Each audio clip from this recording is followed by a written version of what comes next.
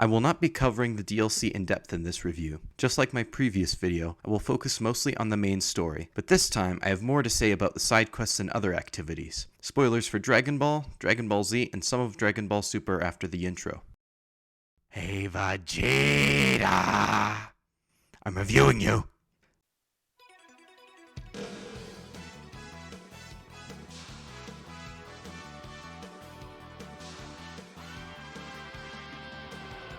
I am not a Dragon Ball fan in the traditional sense. The more accurate way to describe my relationship with this franchise is to say that I have dabbled in it and have some knowledge of it. This knowledge comes from only watching the Saiyan saga of Z, about a quarter of Super, all 3 Super movies, and Dragon Ball Z abridged. So yeah, it may seem strange for me to tackle something out of my area of knowledge or expertise, but it is exactly what I did for my God of War review, so nothing really new here. When I first became interested in Dragon Ball, I watched the entirety of Z's Saiyan saga, after which I rethought my life for who knows how long. Needless to say, I did not enjoy it. However, somewhere down the line, I plan on watching the entirety of Z Kai and probably Super, so I'm not out of my depth in any future critical endeavors. Now, why is this my second video of all games? Actually, my original plan for my second video was that I was going to review Wind Waker instead, but I'm going to do that game for my third review instead. The reason I chose Dragon Ball Z Kakarot for my next review is because I happen to have a lot to say about it, and I think it would make for an interesting discussion and overview. Dragon Ball Z Kakarot is a game that plays through the story of the Dragon Ball Z anime and follows it very closely. It has a combat system similar to Xenoverse and Xenoverse 2, while adopting more RPG elements. Unlike God of War, Kakarot is a game that is not among my favorites and, going even further, it frustrates me to almost no end. By that, I mean I don't think that this is a good game. However, I will say that I personally like and enjoy it. That's what warranted 2 separate playthroughs for me. Just kidding, I needed the footage. That's why I played through it again. But I am being honest when I say that this game is enjoyable, approachable, and very fun at times. This is what gives this game a pass for me, but just barely. Kakarot has a multitude of problems that hurt the story, pacing, and gameplay altogether. Despite some really faithfully accurate visuals and atmosphere, and a lighthearted romp through an exceedingly popular anime storyline, this game suffers under its own weight. I was very pleased with how my last video turned out, but one of the things I should have done was give more background of the story around God of War. That would have included a brief synopsis of the original 3 games. I am one who learns from mistakes, so here's a quick rundown of everything in the original Dragon Ball show/manga that is important for the story of Z, aka the campaign for this game. The Dragon Balls are 7 mystical objects that when gathered together grant the user any wish, with a few caveats. These are the MacGuffins of most of the storylines in this franchise. They are often used for blatant deus ex machina.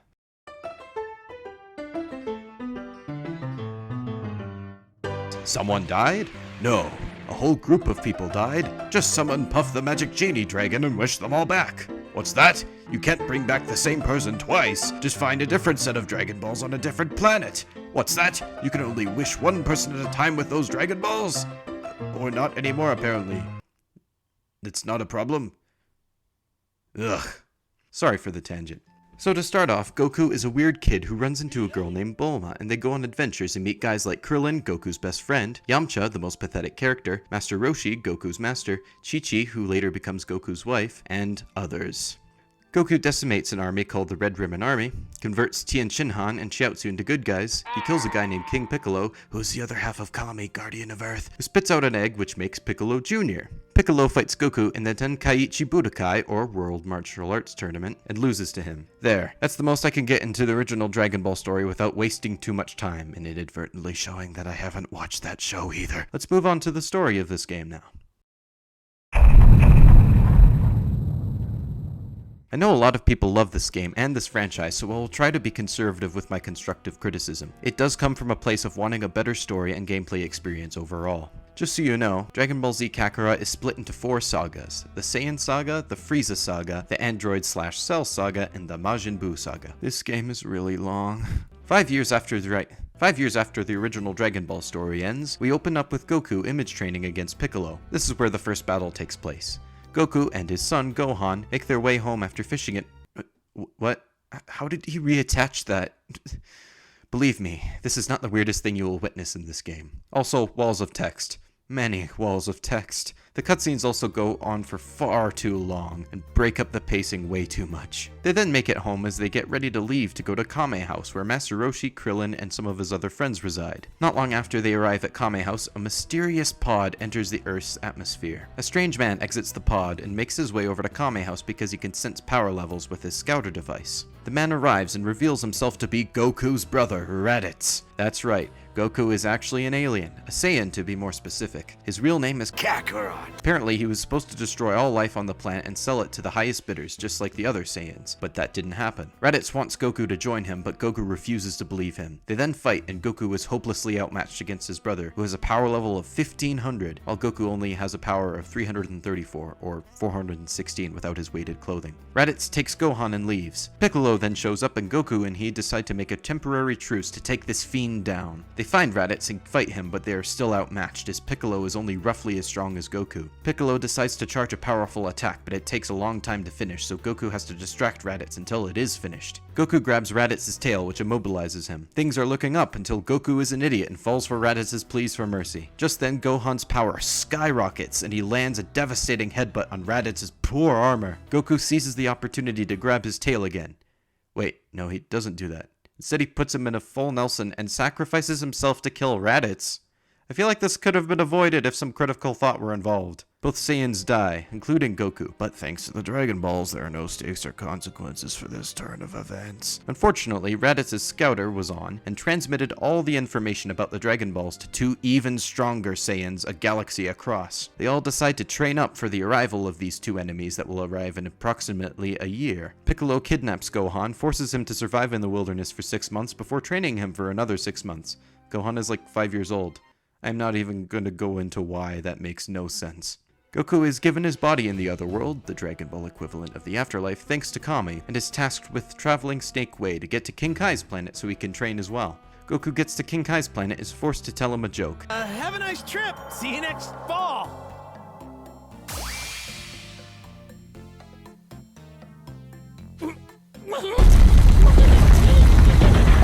He is then trained by King Kai and becomes immeasurably stronger. In a few months, he goes from a battle power of 416 to over 8,000. And no, meme folk, it isn't over 9,000. That was a translation error. Vegeta, what does the scouter say about his power level?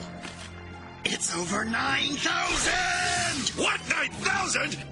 There's no way that can be right! Everyone brings their power up by a lot, but when the Saiyans finally arrive, it proves to not be enough. Tien, Chaozu, and Yamcha are killed in the ensuing fight. The Prince of the Saiyans and the guy in charge, Vegeta, just stands by as his subordinate Nappa takes these fools to Saiyan University. After Piccolo sacrifices himself to save Gohan in an actually well-written emotional scene, Goku finally arrives and easily defeats Nappa in a brawl. After Nappa's back is broken, Vegeta kills him because he can't fight anymore. That seems pretty harsh, man. Goku and Vegeta have an admittedly epic fight. After a beam struggle, Vegeta uses a technique to turn into a great ape. He used the power of the moon. Also, a Saiyan needs his tail to become a great ape. Forgot to mention this before. Monkey. Krillin and Gohan make their way back to Goku and help defeat Vegeta. After a blast from a spirit bomb, one of King Kai's techniques, and Gohan's own great ape form landing on Vegeta, he decides to call it quits and leave the planet. Okay, this is taking way too long. Let's see if I can speed this up even further. Because Piccolo is dead, Kami is gone, and so are the Dragon Balls. But they go to Piccolo and Kami's home planet called Namek, where the Namekians have their own set of Dragon Balls. Goku is injured, so he stays behind for now. Bulma, Krillin, and Gohan get a ship and make their way to Namek, where they find Vegeta among other members of the sinister Frieza Force, led by none other than Frieza, the Emperor of the Universe. He is one of, if not the best villain in the franchise.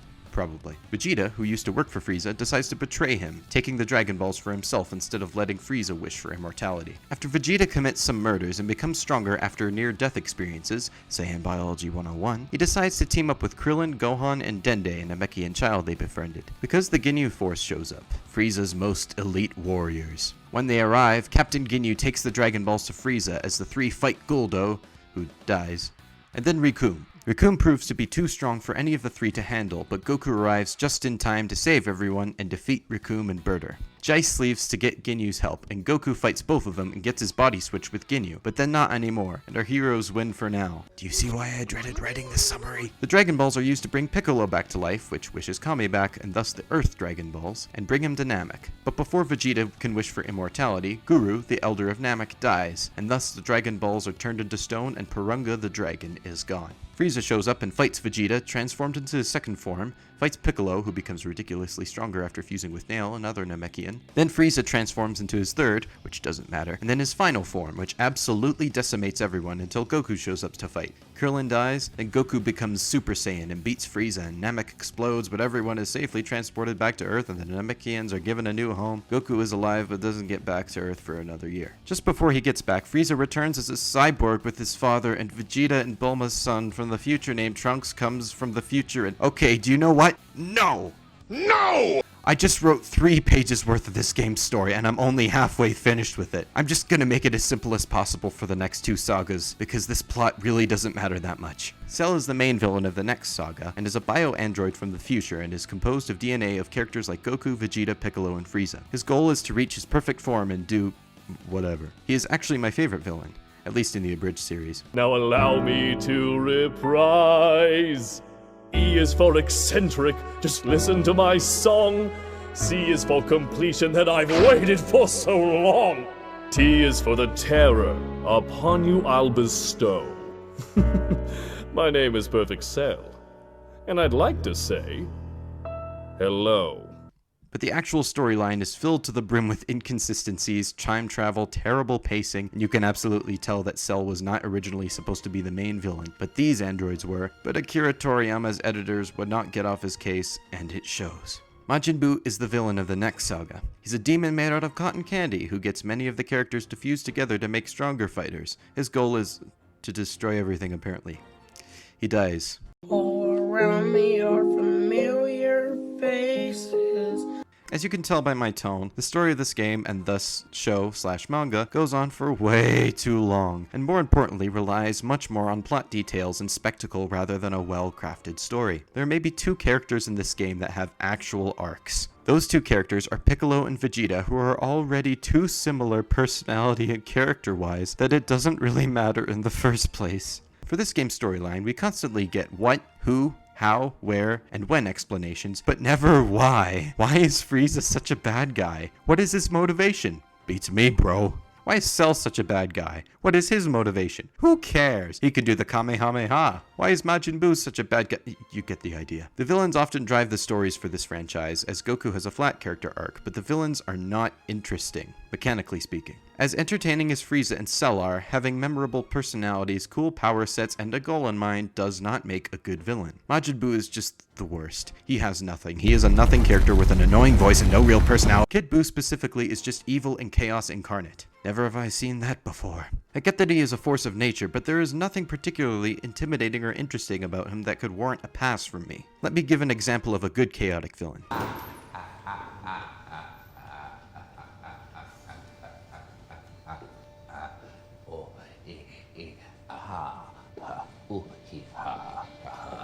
I thought my jokes were bad. Most incarnations of the Joker have a similar motivation. That motivation is that life is meaningless, and all humans are much worse than they let on. All it takes is one bad day for them to snap. He doesn't need a goal because he has a motivation that explains his chaotic nature. I'm of the mind that if your villain is a force of nature of some sort, they need to be mysterious, intimidating, and have some sort of motivation that drives them to do what they do. When it comes to the protagonist, Goku is pretty decent. I'm not a big fan of flat character arcs myself, but it is written in a way that shows his righteous nature. He doesn't change, but he causes other characters around him to change. His personality is also endearing, so he gets a pass from me as well. Piccolo is my favorite character in the franchise. He starts off as the spawn of the Demon King and loves every second of it. He hates Goku for defeating him and is forced to work with him to defeat a greater enemy. He then befriends Gohan and becomes soft because of him. After spending 6 months together, their friendship is warranted. When the time comes for Piccolo to sacrifice himself, it is cathartic and makes sense for his arc. But then he's brought back and... he's brought back. Again, no consequences. Vegeta is a similar character to Piccolo in the sense that he's grumpy, a bad guy turned good, and wants to surpass Goku in terms of power. He's the Prince of Saiyans, an elite warrior who is constantly outclassed by a low-class warrior. After going through the unnecessarily long story of this game, he admits Goku as the superior fighter and number one, thus completing his arc. Though I will say that most of the things that he does say in the game make me Violently angry. A soft, spineless brat like you could never replace Kakarot! Stupid child. Of all the people to show up, it had to be the freak we killed back on Earth. The Dragon Balls were used to bring back this dead weight? What a waste! No! What are you doing? Ah! Get out of here! Vegeta! Now, fight me, Kakarot! He is a true 5-star turd at the end of the day. The Severus Snape of the Dragon Ball franchise, if you will. The other characters may have served their purpose in the first show, but many of them are just plot devices or there because they have to be. The fact that the villains drive the story so much makes it so the Z fighters show up like it's every other Tuesday afternoon. An exception to this is when Gohan and Krillin decide to bring their friends back to life by going to Namek. But that is only because of Vegeta's actions in the first saga. There's no sense of the characters wanting something, having a goal or motivation, except for Goku because he loves to fight. And Vegeta because he wants to surpass Kakarot. Anyway, now I know what you're thinking. Gohan has an arc. He does, but I think it's written poorly. His character is not well defined beyond meek, with a temper. There's nothing he really wants besides what his mother or father want for him. He has no real agency and is purely a reaction-based character. He isn't fun to follow, and his transition into adulthood does not help his case. I'm the vanquisher of evil, defender of justice. The Great Saiyaman! On the other hand, I will say that there is a definitive strength when it comes to Kakarot's story. That would be this franchise, specifically Z, has some incredible moments and iconic set pieces. This game does a masterful job of bringing these to life. If I had to pick a favorite part of each saga, they would be as follows. The crown jewel of the Saiyan saga would be Goku and Vegeta's climactic showdown in the Gizzard Wasteland. It is a decently difficult challenge and one of the better bosses of the game, though the bar is not high. The Kamehameha vs. Gallic Gun beam struggle cutscene is glorious and epic. Come on, buddy. Don't fail me now. Kaioken times 3! And now, for a Kamehameha! There's no way that you can stop my Gallic Gun! You and this planet are as good as space dust!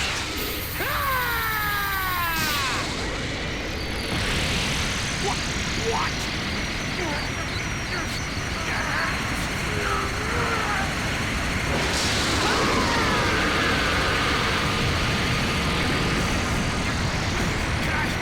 Kaioken times 4!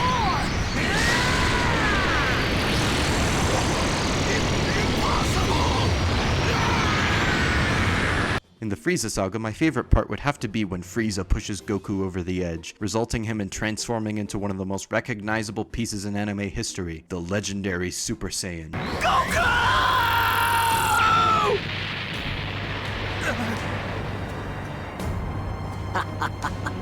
And now for the little brat.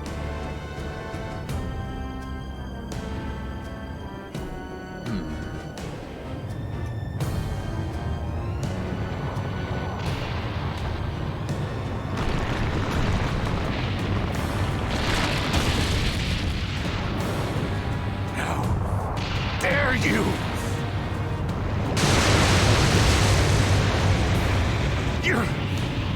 You're gonna pay for that!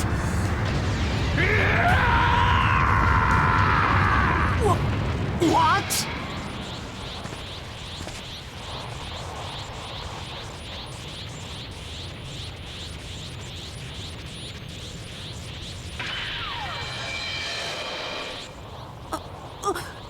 Dad? Gohan, take Piccolo with you and head back to Earth now! Hurry, Gohan! Before I lose what little sense of reason I have left! Okay. What's going on? What's happened to him? No, It can't be! I think I know what's going on. My dad finally did it! He's become a Super Saiyan! I've had enough! Now I'm mad, Frieza! You will know your place, you filthy Saiyan! The battle that ensues between the two titans is a memorable and cinematic one. I know that I gave Gohan some flack earlier, but this moment is incredible and beautifully made. Perfect Cell manages to get Gohan to transform into Super Saiyan 2 by making him immeasurably angry. Give in to your anger. Let it flow through you. There's no need to hold it in any longer. The plants and animals that I love, please protect them. I'm counting on you. You've prattled on long enough. You factory defect.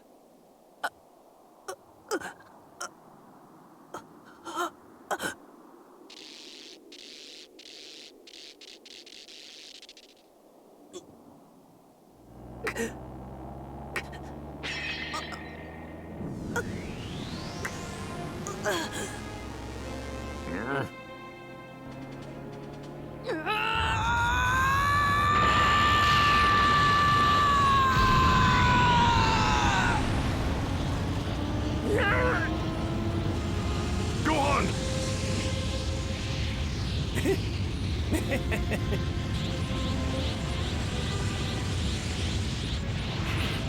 He's changed.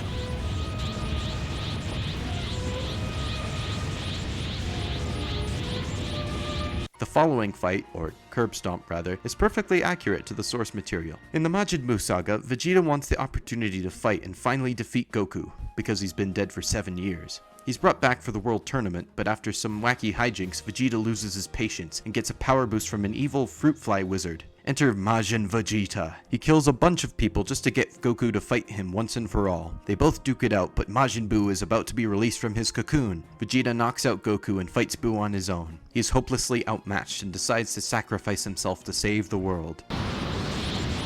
To make sure you can't put yourself back together, I'm going to blow you into microscopic pieces!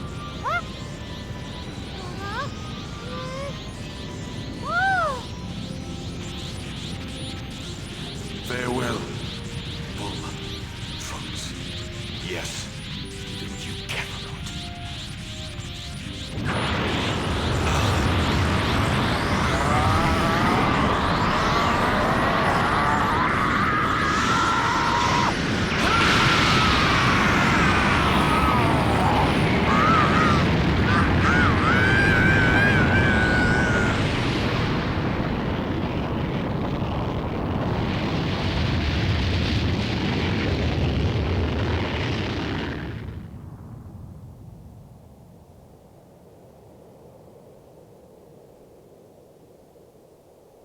Vegeta's atonement is a beautiful moment and probably the most visually spectacular out of all the cutscenes. Side note, I'd give the writers a pass for bringing Vegeta back from the dead because his sacrifice amounts to nothing as Majin Buu regenerates completely.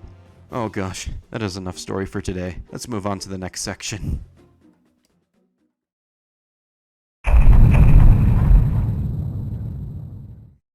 I honestly don't have that much to say about this aspect of the game, other than it's good and faithful to the aesthetic of the original anime. The graphical fidelity isn't the best, especially when looking at certain textures, but for me, art style always beats out graphical power. There are different sections in the world to explore and find enemies to fight. The world map starts out limited, but eventually fills up with different hubs that all have unique atmospheres and areas to explore. When exploring through the world, it is evident how much work went into how good the environments and character models are, especially with the characters. They all capture the likenesses of each of the characters perfectly. Music is fairly limited, even when it comes to cutscenes and fights. A lot of the same tracks play over and over without much thought of how said music track fits in with the moment at hand.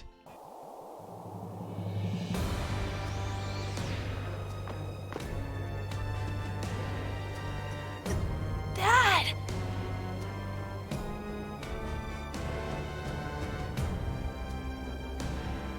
Piccolo! Tenshinhan! Yamcha!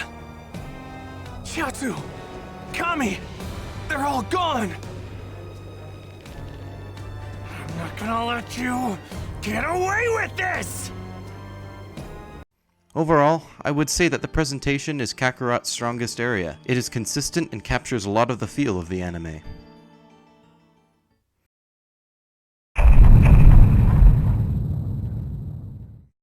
This is where a lot of my gripes come into play. You thought I was critical of the story? You ain't seen nothing yet.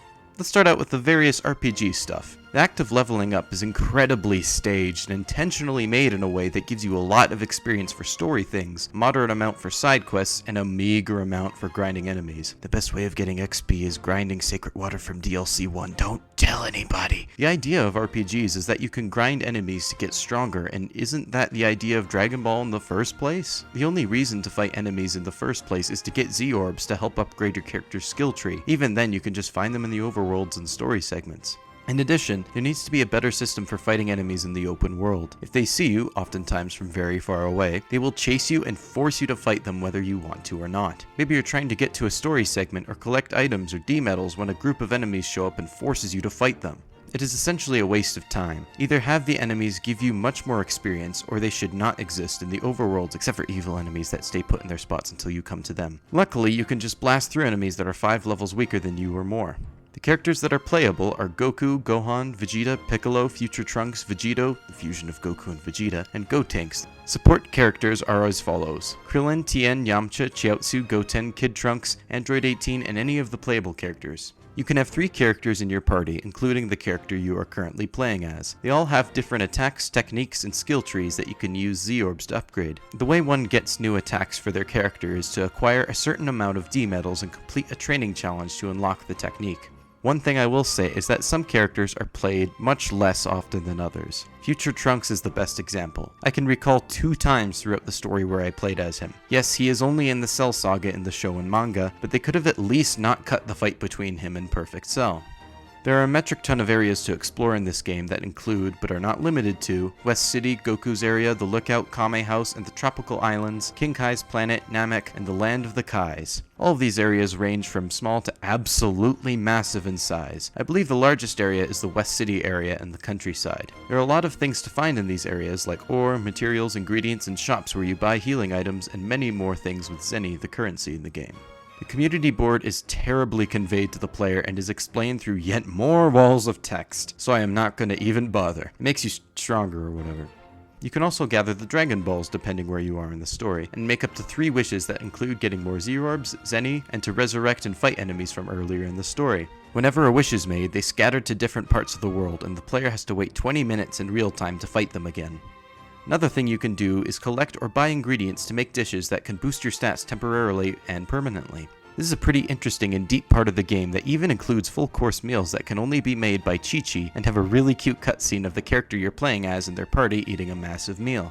Now let's talk about the thing I wanted to save for last, the combat. I have very mixed feelings about it. It takes a lot from other arena fighters, and it definitely shows, but the controls all fit pretty well here. You can dodge using X or A, basic attacks are on circle or B, key blasts are on square or X, and charge energy with triangle or Y for PlayStation 4 and Xbox One respectively. You can also attain and assign certain attacks to your character slots and hold down the left bumper and one of the face buttons to let out either a devastating key attack or a melee combo. For instance, the Kamehameha, Special Beam Cannon, and Big Bang Attack are all some of my personal favorites.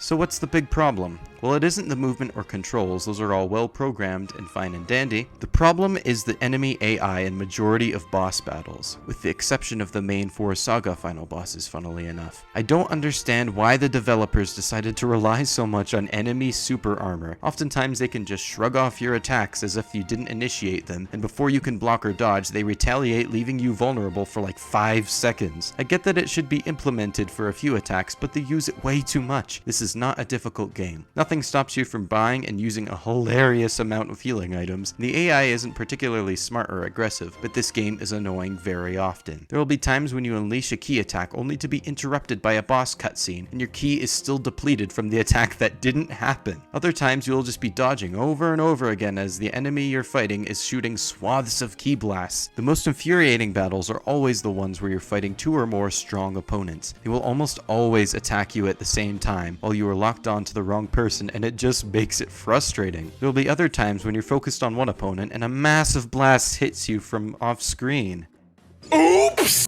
And I get that the little red indicator clues you in on what the enemies are doing, but the system does not work. You can't just expect a system like this to work, it's cheap and unfair. Would have been better to have the person you're locked onto be more aggressive toward you, but whenever a different enemy is about to attack you, it gives a much better visual indicator. This allows the player to properly react to what's being thrown at them. The combat in this game is not challenging, it is infuriating. Sometimes you're spam dodging an enemy attack that is way too long, or you're shooting a beam of energy only to have an enemy waltz right through it and knock you back like nothing happened. It irks me so much that I wrote this entire script in Comic Sans out of spite. The gameplay is mixed for me. The little things like exploration, cooking, and upgrading attacks are very good and keep me coming back to this game, but combat is hit or miss, more often miss, and gives me second thoughts about replaying Kakarot.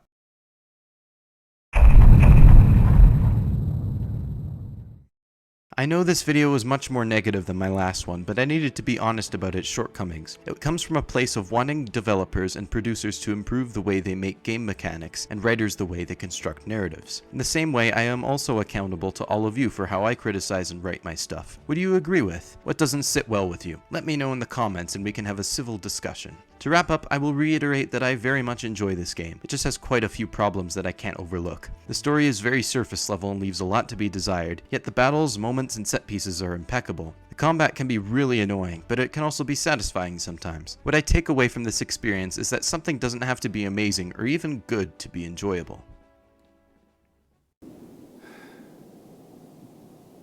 Whew. It's finally over. Jeez, it's about damn time.